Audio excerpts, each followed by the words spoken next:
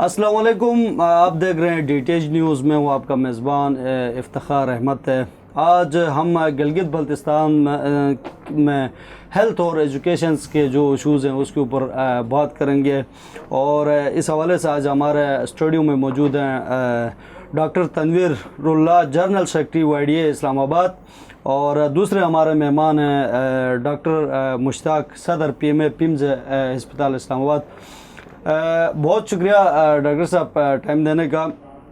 Sir, आप मुझे ये बताएं कि आप दोनों डॉक्टर्स की जो इशूज़ है उसको चल के डॉक्टर्स के जो मसाइल हैं वो लेके मुख्तलिफ स्टेज पे जाते हैं, डॉक्टर्स को लीड करते हैं। तो आप मुझे ये बताएं, जो कोविड आई थी, पूरे पाकिस्तान में कोविड आई थी, उधर पूरे पाकिस्तान के जो डॉक्टर्स थे उनको एक रिस्क अलाउंस दिया गया था।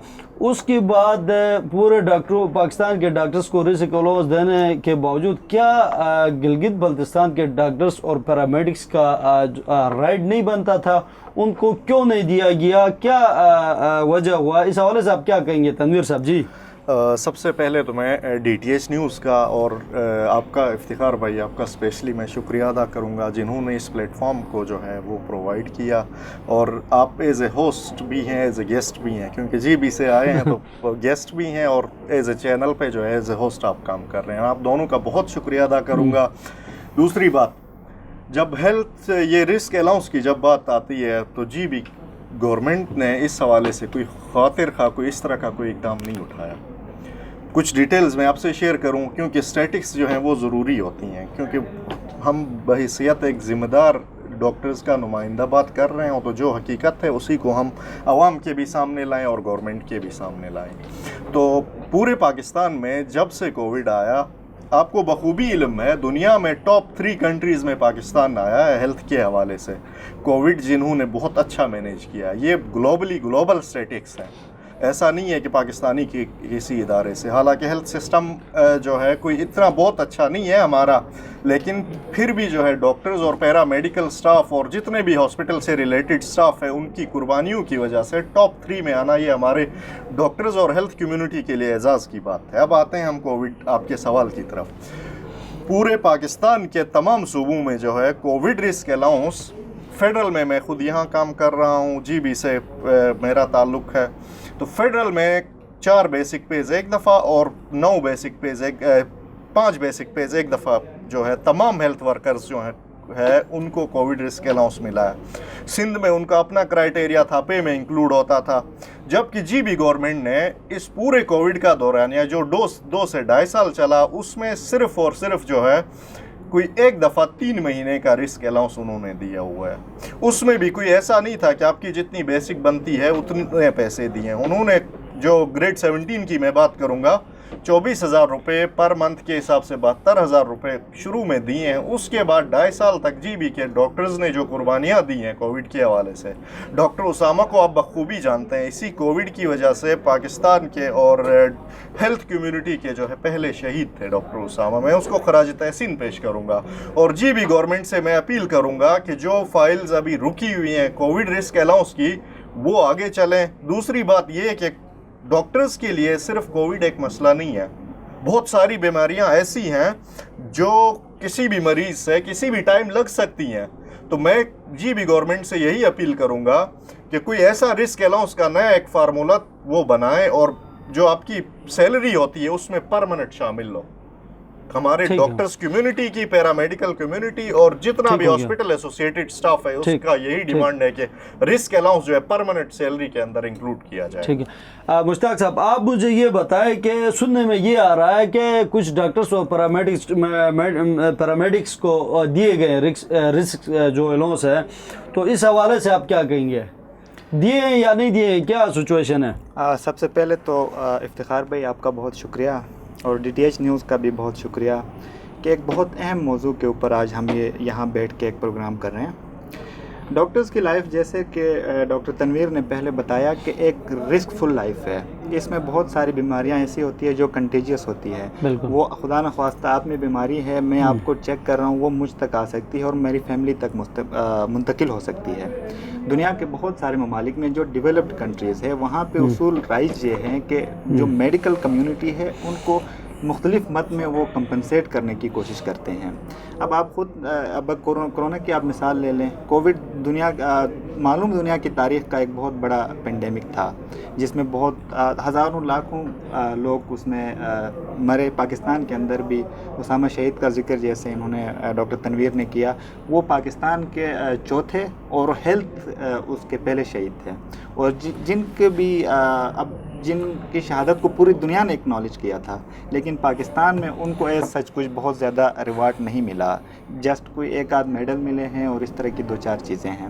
آپ کا جو مین بیسک سوال ہے وہ یہ ہے کہ جی بی کے اندر اس کا کیا سٹیٹس ہے, ہیلتھ رسک الاؤنس کا کیا سٹیٹس ہے؟ نہیں سر, میرا جو سوال ہے یہ کہتا ہوں کہ رسک الاؤنس سننے میں یہ آ رہا ہے کہ کچھ ڈاکٹروں اور کچھ پیرامیڈکس کو ملا ہے, تو اس حوالے سے آپ کے پاس کیا انفارمیشنز ہیں؟ گلگت بلتستان گورنمنٹ نے 2019 کے اندر ایک وہ ہوا تھا, ایک میٹنگ ہوئی تھی جس میں YDA موجود تھی, جس میں GHA کے نمائندے موجود تھے, PMA کے نمائندے موجود تھے, پیرامیڈکس کے لوگ موجود تھے.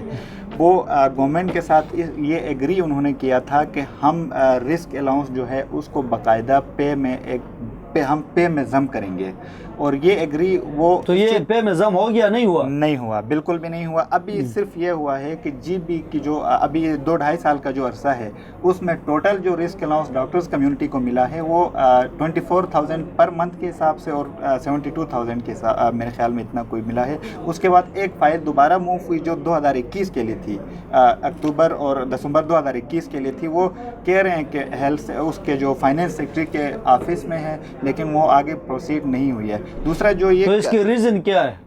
ریزن مسئلہ یہ ہے کہ جو کووڈ جو تھا اس نے کووڈ کا جو آپ بات کر رہے ہیں نا, اس میں پوری کمیونٹی میں یہی کہہ رہا ہوں کہ پورے پاکستان کے ڈاکٹروں کو ملنا, گلگت بلتستان کے ڈاکٹروں کو نہیں ملنا, تو نہیں ملنا, اس کا ریزن کیا ہے, مین وجہ کیا ہے, گورنمنٹ کیا بتا رہی ہے, کیوں نہیں دے رہی ہے ڈاکٹروں کو؟ میں آپ کو بتاتا ہوں. سب سے پہلی بات تو یہ ہے کہ ہم فیڈرل ڈیپینڈنٹ ہیں, فیڈرل سے ہماری بہت ساری چیزیں اپروول کے بغیر وہاں پہ ہونا مشکل ہوتا ہے. دوسری بات یہ ہے کہ ہمارا جی بی کا بجٹ بہت زیادہ کم ہے جو وہ بتاتے ہیں, لیکن حالانکہ ایسا نہیں ہے. کووڈ میں بہت سارے ڈپارٹمنٹس انوالو تھے, ہوٹلنگ انڈسٹری انوالو تھی, ان کے بلز کلیئر ہے, باقی سارے جو بھی ڈپارٹمنٹس انوالو تھے ان کے بلز کلیئر ہے, وہاں پہ فائنینس کوئی ریکارڈ نہیں کر رہا ہے. تو صرف جو ڈاکٹرز ہیں, مسئلہ یہ ہے کہ اس کی سروسز کو اکنالج نہیں کرتے ہیں, بیوروکریسی ہرڈلس ڈال رہی ہے, گورنمنٹ ڈیڈیکیٹڈ نہیں ہے. اب یہ کرنا پڑے گا, گورنمنٹ کو یہ کرنا پڑے گا کہ آپ ڈیڈیکیشن شو کریں, ہمارے قربانیوں کا جو ہے وہ ایکنالج کریں, اور یہ جو ہرڈلس ہیں, بیوروکریٹک ہرڈلس ہیں, ان کو دور کریں. ورنہ پھر GHA کا پلیٹ فارم ہے, PMA کا پلیٹ فارم ہے, ڈاکٹرز کا مختلف پلیٹ فارمز ہیں, ان کے توسط سے ہم پھر کوئی انتہائی قدم اٹھانے پہ مجبور ہیں. جی, ابھی ہم ایجوکیشن کی طرف آ رہے ہیں. ظاہر سی بات ہے آپ کا بھی تعلق گلگت بلتستان سے, آپ کا بھی تعلق گلگت بلتستان سے, میرا بھی تعلق گلگت بلتستان سے. تو ایجوکیشن کا پہلے تو بہت بڑا ایک مسئلہ تھا, بھی چیف سیکرٹری صاحب نے اور وابڈا نے بہت بڑی کاوشوں سے, مطلب جہاں تعلیم نہیں تھی, جہاں نالوں میں جو پہنچ نہیں تھی بچوں کی, غریب لوگوں کی, وہاں تک گھر گھر جو دہلیز میں تعلیم پہنچائی ہے, ویسا وہ ایک اچھا اقدام ہے.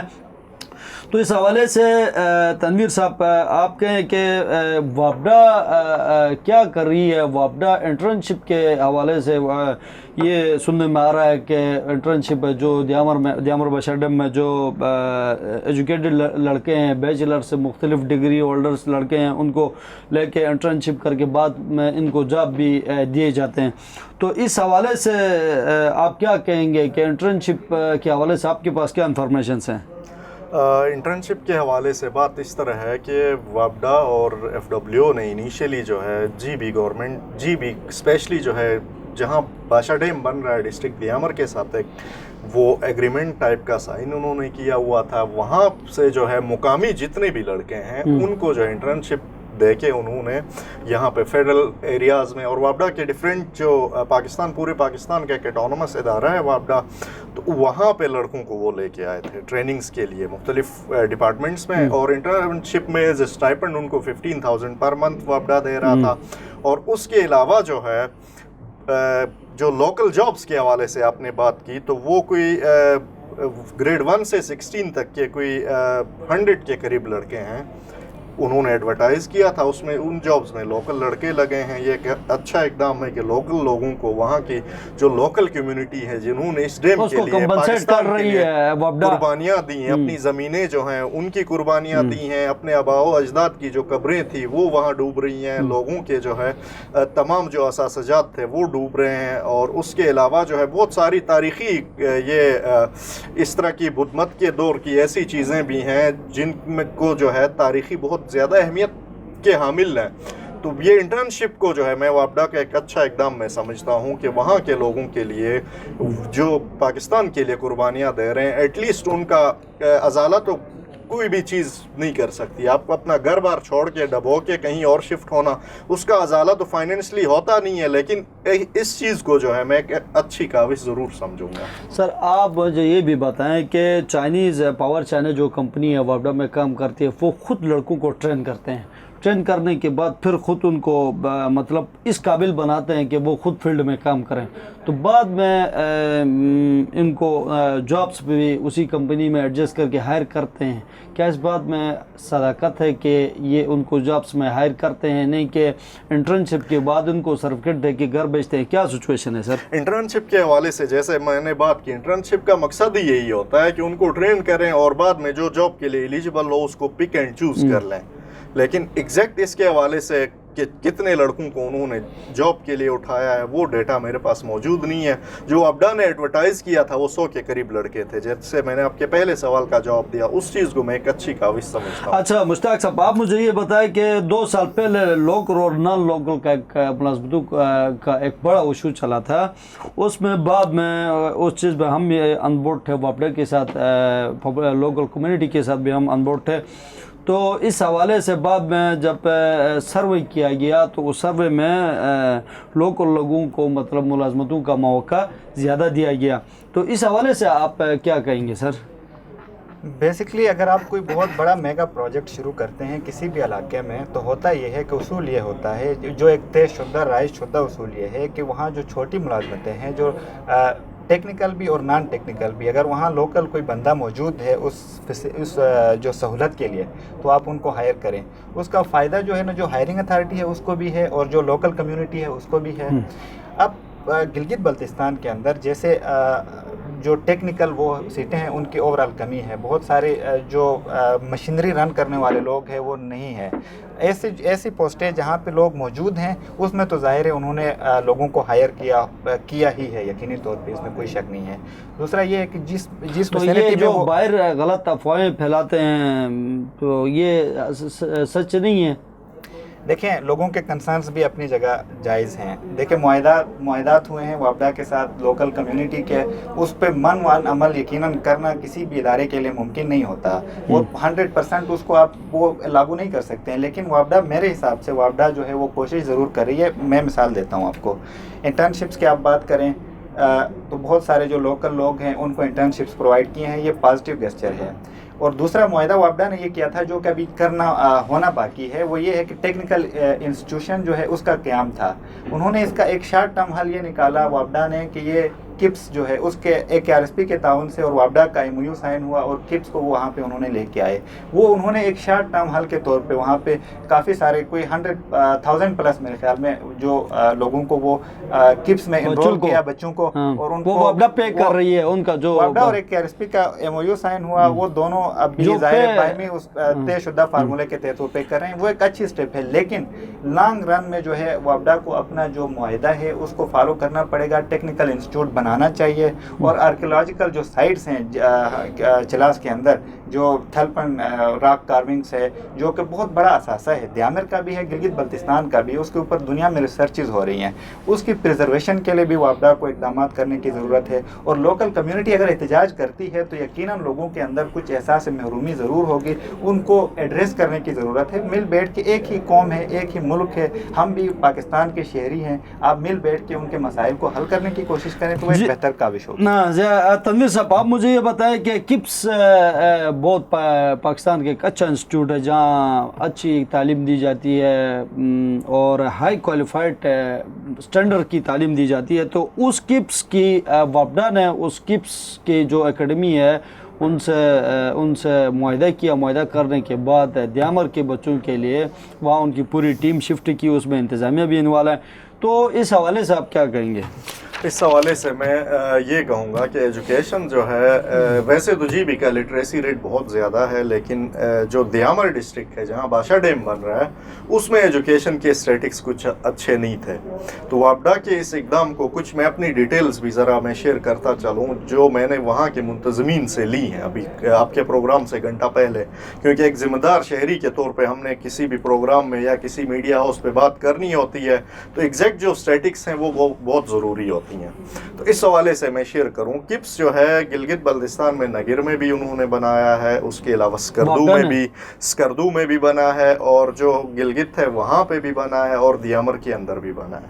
تو نگر اور سکردو کی اسٹیٹکس میرے پاس ابھی نہیں آئی تھی, جبکہ دیامر کی اسٹیٹکس یہ تھی کہ وابڈا نے آلموسٹ کم و بیش 500 50 10 20 اوپر نیچے ہو سکتے ہیں 500 لڑکے اور لڑکیاں جن میں 9th سے لے کے F S C second year تک جو ہے ان کو جو ہے وابڈا وہ پے کر رہی تھی. انیشلی یہ معاہدہ ہوا تھا, کپس جو ہے 12,000 پر منتھ ایک بچے کے حساب سے وہ فیس لیتے ہیں. تو جی بی گورنمنٹ KRSP کے تھرو ان کے ساتھ معاہدہ ہوا جس پہ کپس والوں نے 25% ڈسکاؤنٹ دیا اور 9,000 پر بچہ جو ہے وہ وابڈا نے پے کیا.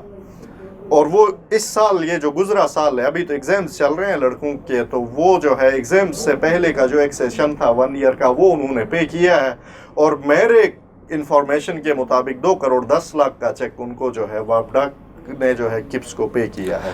یہ ایک اچھا اقدام میں سمجھتا ہوں, اور میں ڈیمانڈ کروں گا کہ آگے بھی اگلے سالوں میں بھی اس طرح کی چیزیں کریں تاکہ ایجوکیشن کو فروغ ملے. مشتاق صاحب, آپ مجھے یہ بتائیں کہ گلگت بلتستان گورنمنٹ نے جو ڈاکٹروں کی کمی کو پورا کرنے کے لیے گلگت بلتستان گورنمنٹ نے اسپیشلی جو چیف سیکرٹری ہیں اس نے الشفا انٹرنیشنل ہاسپٹل جو کہ ایک بہت بڑا ہاسپٹل ہے, اس کا ایک نام ہے پاکستان لیول پہ, ادھر سے ڈاکٹرز کو ہائر کر کے گلگت بلتستان لائے گئے ہیں. تو آپ بحیثیت PMA کا نمائندہ, آپ اس کو کیسے سمجھتے ہیں اور کیا اسٹریٹجی ہے آپ کو, اس کے حوالے سے آپ کی کیا اسٹریٹجی ہے؟ آپ کا یہ سوال انتہائی اہمیت کا حامل ہے. گلگت بلتستان چونکہ ایک فار فلنگ ایریا ہے, وہاں پہ نو ڈاؤٹ ڈاکٹرز کی کمی تو ہمیشہ رہی ہے, لیکن جو موجودہ گورنمنٹ ہے اس نے کچھ اقدامات کیے تھے جو مثبت میں سمجھتا ہوں کہ اچھے تھے. کچھ ڈاکٹرز کو ڈپوٹیشن پہ انہوں نے بھیجا, اور کچھ NOC دے کے ڈاکٹرز جو گلگت بلتستان کے تھے پاکستان کے مختلف ہاسپٹلس میں بھیجا.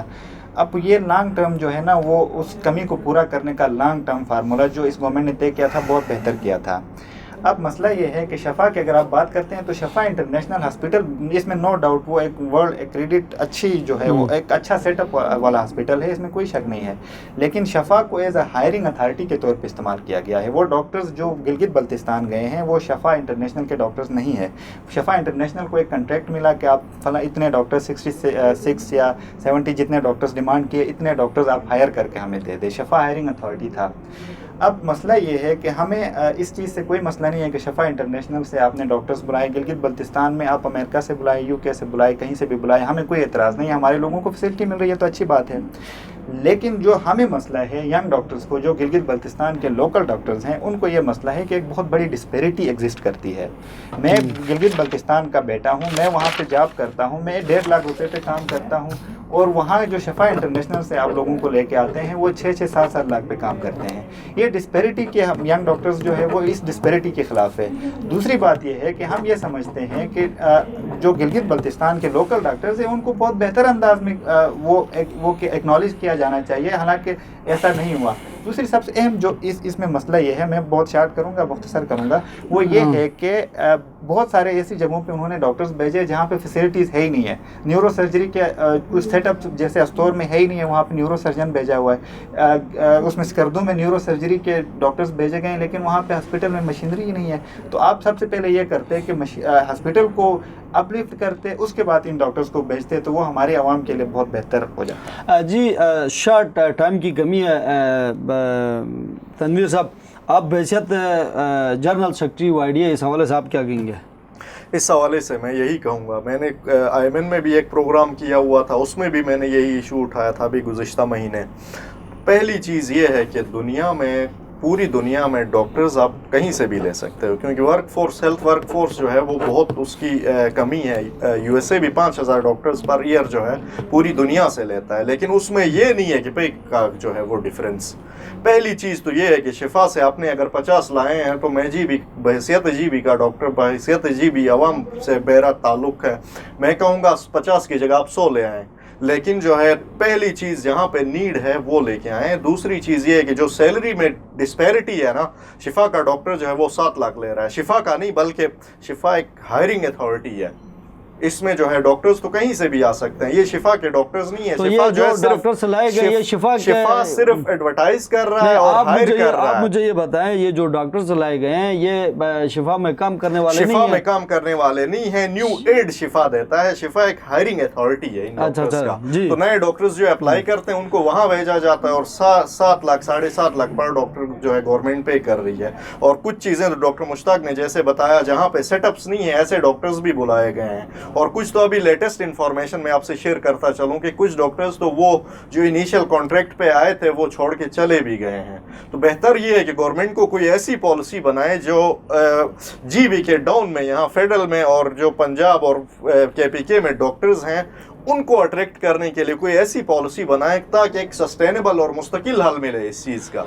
बहुत शुक्रिया डॉक्टर साहब, आप दोनों का बहुत शुक्रिया। आप डीटीएच न्यूज़ देखते रहे।